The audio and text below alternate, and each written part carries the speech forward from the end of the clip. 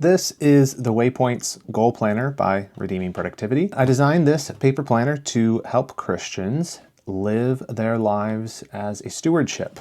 And I'm going to just walk you through in this video how the planner works. And I'm going to show you the paper version. We do also have a digital version of it. So if you're like an iPad or tablet user, you can use this on a tablet with a pencil or stylus or whatever. But I'm just going to take a moment, walk you through some of the different spreads, how you would use this to plan for a life of faithfulness and create goals for yourself that can help you grow in faithfulness in every area of life. So, if you are familiar with my teachings on personal productivity, maybe you've read my book, Redeeming Productivity, or maybe you're on my newsletter, or maybe you are in our course, Waypoints to Well Done. This planner is kind of designed to complement the course, but you don't have to have done the course to be able to use this, but the fullest teaching on how to actually implement all of this and sort of the mindset and the biblical principles behind it are taught in the Waypoints to Well Done course, if you want to go deeper. So I wanted to begin sort of with the big picture of how the planner works. And it begins with this idea of our lives as a stewardship, right? And so this pyramid here kind of illustrates it really well, is I want to begin with a focus on how do I most glorify God in my life. That's sort of how productivity comes into the picture for me. I want to hear, well done, good and faithful servant, right? And so to do that, I think about the different areas of my life, what I call the domains of stewardship, right? We kind of work on the principle of 7 of these: spiritual, intellectual, physical, recreational, relational, vocational, economical, and growing in faithfulness in all of these is sort of how we think about applying productivity so that we most glorify God in our lives. And to do this, we want to have long-term goals, long-term aspirations, and then very clear, shorter term, like year, quarterly goals. And then we break those down into projects, tasks, and habits. So you see, you're kind of reverse engineering. How do I live a life of faithfulness on an eternal timeline and work backwards to, so what does that mean for today? That's sort of the big picture. I just wanted to show you some illustrations from the workbook to kind of get your head around that. And so in this, we begin with the very longest term. We begin with what we call a well done statement. This is mine. You're probably not going to be able to read my chicken scratch, but it'll give you an idea. The idea is that we take the passage in Matthew 25 in the parable of the talents, where he tells the faithful stewards, well done, good and faithful servant. Those are the 6 words we want to hear. And so what we do with this exercise is we use our sanctified imagination to say, what is it I would hope Christ would say to me about my faithfulness in these key areas of life? If I took that phrase, well done, good and faithful servant, you have been faithful, ... and tried to complete that sentence for each of these areas. So for example, spiritual, well done, a good and faithful servant, you've been faithful to walk with me daily, reading my word, seeking me in prayer, right? But we do this for all of these big areas of life. Now, then you sort of break that down a little bit further and you say, okay, that's my eternally minded vision statement, but what in the next 5 years? How can I give myself a target to aim for that isn't just, when I die, but something I can really aim for in the next 5 years? And so in the spiritual, I might say, I want to go through the entire Bible and highlight it, right? And so that I've studied it deeply. That's a long-term goal. That would take me 5 years at least to do. I want to get into a habit of praying an hour a day consistently. I want to be an elder at my church. I want to be discipling men, right? These are just different examples of long-term aspirations, something that you sort of dream about, that this would get me closer to this. You get the idea? And so you write those in here because this now sets the trajectory. This is sort of like, okay, this is where I want to head with my life. So now after you've set out your well done statement, your 5-year aspirations, sort of that long-term picture, now we want to turn to the nearer term. How do I set goals with deadlines, with projects behind them, with tasks, with habits that are going to help me get nearer to this? And there's sort of an intermediate step that we have you do, and that is doing a self-evaluation. Basically, you're looking at that well-done statement, you're looking at the 5-year aspirations, and you're asking, how am I doing? Am I on track? And so this grade, you grade yourself 1 through 5 in each domain of stewardship, right, that we talked about, spiritual, intellectual, physical. And you do this based on your well-done statement, based on your aspirations. Now, these grades aren't how close am I to being done, or did I finish that or not? It's, am I on track? Am I doing the habits? Am I doing the tasks? Am I doing the disciplines I need to be on track for faithfulness? Does that make sense? So I would go around the wheel, and this is my actual grades. I've established some habits. I have some good goals that are really in line with my long-term vision. So actually this quarter of probably the best grades I've come back with on this. You see, it's mostly 4s, a couple 5s, and there's a 3. What this does is it helps you clarify what needs work. One way I like to explain this is using what I call the faithfulness gap. And the faithfulness gap is just the distance between right now and well done, right? So if you're looking at your life on an eternal timeline, you're saying, I'm here, my well done is over here, my statement of, okay, this is what faithfulness looks like in this area. There's this huge gap. And how do we bridge the gap? How do we bridge the gap between, I've just done this self-evaluation, I'm saying, I'm here, I'm a 3 in this domain of stewardship, or I'm a 1, or I'm wherever I am. How do I make that so that it's more likely that I'm going to hear well done in that area, that I'm going to increase my faithfulness?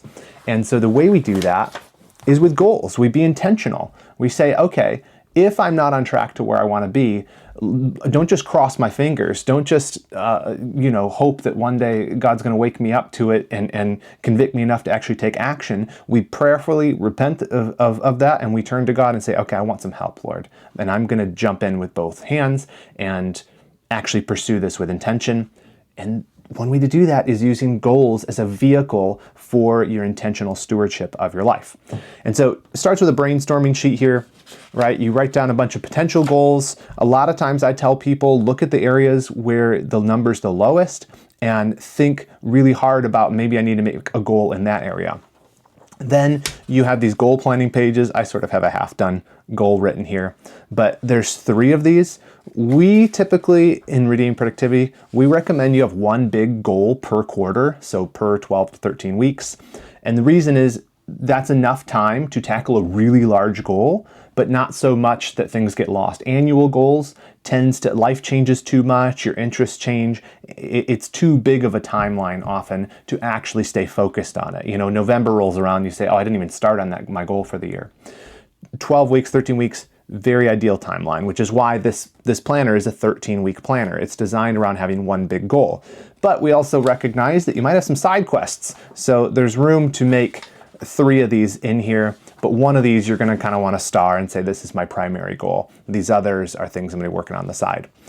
Right, so one of my goals, this is a real goal for me, is trying to increase the number of members in our Redeeming Productivity Academy program. By the way, you can help me with that goal if you want to join the program. It's really great, I think. We'll help you get more done for the glory of God, kind of take you through a 9-week program, teach you deeper how to implement this stuff. But anyway, enough with the sales. You write definition done. What does this specifically look like? You get real specific. The more specific you are, the more likely you are to reach a goal. What domain's it in? It's a vocational goal. When's the end date, right? Deadlines are motivating. How does this goal glorify God? Here, right? The whole idea with all of this is that I want to be setting goals for the glory of God. It's not just about trying to lose weight so I look better, or trying to increase revenue so that I can be rich. It's about, how does this ultimately serve the goal of goals, which is the glory of God? And so we explicitly state that. The other thing that helps you with is motivation. When you review this each week, which we're going to show you in a minute, that is actually going to motivate you because it reminds you why this matters. Very often, the reason we fail at our goals isn't because we're just lazy or something. It's we lose motivation. And so when you pin your motivation to a goal, to something that is eternally important, namely your mission, glorify God, when you review it, you get reinvigorated. You say, oh yeah, I lost conviction about this goal. And often that's what we need. We need to be reminded of why we're doing it. And then we have weekly waypoints. These are basically key actions, projects, habits that are going to help you reach the goal. You make a little bit of a plan, right? You break the goal down further. You say, here's a project. I want to do this by week 1. Here's a habit. I'm going to do this every 3 days a week, right? And so it gives you a bunch of these that are sort of the levers that help you move the goal forward. Some of these, if they're projects, you're going to do them, you can flesh them out on a different spread, which I'll show you in a moment. Resources, this is basically anticipating things that are most likely to get in your way. Say you have a weight loss goal and you say, okay, I need a gym membership. And then you just put that off. This says, I need the gym membership. I need the shoes. When am I going to do it? And you write a deadline, and you basically are just forcing yourself to overcome all of those obstacles before they happen. And then you have to check this box, schedule time blocks into a weekly schedule to work on the goal. Now you got to put time onto it. I'll show you the weekly schedule in a minute too. But you're basically saying, did you plan time for your goal? Because if you put enough time in your goal, you're much more likely to reach it. Often people make a plan, but they don't plan this and they don't schedule for the plan. And then this is basically to track your progress. We call these strokes. It comes from James Clear, talks about, goals are your destination. Your habits are your strokes. They're your oars, I should say. And so 30 minutes equals 1 stroke. So 60 minutes equals a stroke. The idea is that this works for any goal. No matter what your goal is, you might be trying to do a certain number of habit activities each week, doesn't matter. This just says time on goal is sort of the normalizing metric. If I spend enough time on a goal, I'm going to do well. And so this forces you to track that. How many strokes do I do, right? And so if you put in 2 hours one week, you're going to put 2 strokes, and you're going to add that all up and total it at the end, so you have some feedback mechanism of, did I actually give this a good effort or not? Okay, so there's several of those you can do. This is the weekly schedule I was talking about. You want to plan time for your goal. We talk about in the course about grow time. That's my morning routine is my grow time. Goal time, that's time you're actually working on your long-term projects. And grit time, that's sort of taking care of administrative stuff you don't really want to do. So you can make this as detailed or as simple as you want. I made mine really simple. Just the season of life I'm in, and I have dedicated time for my goals. So I know in the mornings, that's the time I'm gonna work on my goal. Maybe I don't spend all morning on it, but that's the time set aside for it. We have calendars, so if you wanna use this as an all-in-one thing, you can use it for your calendar. We are timeline agnostic with this planner, so you could buy it today and use it in 2 years and it still works, so that's why we don't print the calendars in here, so you have to buy a new one every year. This is for May, sort of my priorities for the month. These are the different things that are going on. I've kind of done a color coding system for myself. You can do whatever. And so again, it's a 3-month planner, so there's 3 months. You have a 12-month view, so you can write longer term stuff, right? Someone might tell you, hey, can you do something next May? And you're like, I don't have room for that in my quarterly planner. This allows you to basically have a spot where you can capture that. Then we have the weekly and daily spreads. This makes up the meat of the planner, okay? This is really going to be your day in and day out stuff. I didn't do a weekly review the first week because I just started it, but I'm just gonna walk you through this. Weekly review, it asks you, check boxes, to do certain stuff. Review your well done statement, right? You need to remind yourself, stir yourself up by way of reminder about why this matters. What is the eternally minded vision statement you have?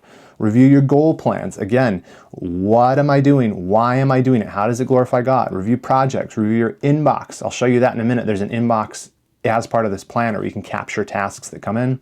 Review your calendars, all that stuff. So that's sort of the looking back half, this weekly review, looking back. And we have some reflection questions. You can look at those yourself, but basically it follows this acronym WEEK, which is walk, endeavors, energy, knots. And you prayerfully sort of journal through a couple questions to think about how the week went so you can make some tweaks for the following week.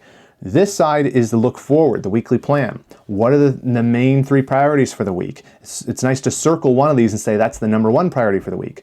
And then you sort of plan out the days. When am I gonna work on these, but also any other stuff that's coming up, right? I had a big meeting this day, and so the whole day was shot, so I didn't put anything there, I X'd it out.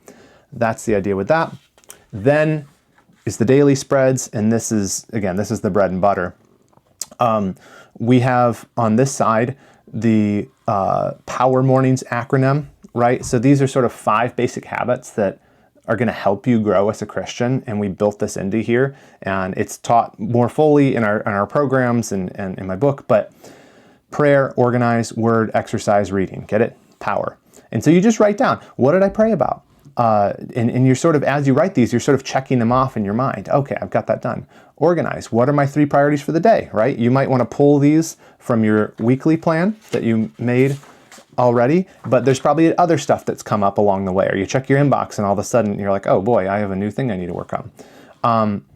Your word, what did you read in God's word? And maybe like one takeaway. Exercise, what did you do? How'd you move today? Reading, this is not Bible reading, but additional. I really believe in the life of the mind, in intellectual growth. So, jotting down what you read each day, it's a good motivator. It helps you feel like you started the day with a good plan.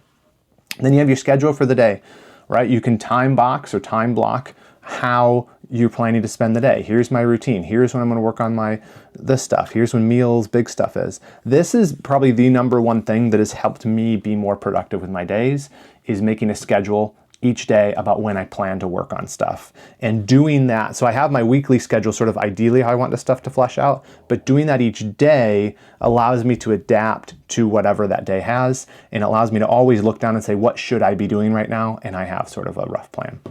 Notes section, this whole page, you can put whatever you want there. I like to, I'll show you another one that I did. I like to, with some of these notes pages, I'll use it for a task. Sometimes you have a very task heavy day, and so I'll migrate all my tasks from any projects, goals, or from my task inbox, which again I'll show you soon, and I'll put them all here so I can just check them off as I go. And so most of your time in this planner is going to be spent in these daily views and in these weekly views. That's why we made it spiral bound. Very easy to leave it just folded open to what you need each day. Very easy to write in. Very simple planner. I basically designed this because this is every planner I tried just had stuff that frustrated me, and I like to give enough structure with enough freedom so that no matter what your proclivities are, you have a little bit of direction, but you also have the autonomy to make it your own.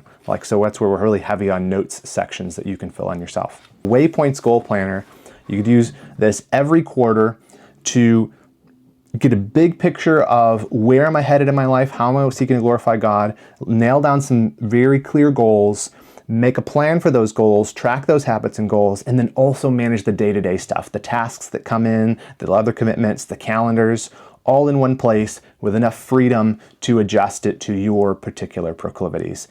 That's the idea. You can pick one of these up at redeemingproductivity.com in our store. And if you want to dive deeper into it, you can also check out the Waypoints to Well Done course, which is also at redeemingproductivity.com. And hopefully that's helpful to you. Check it out.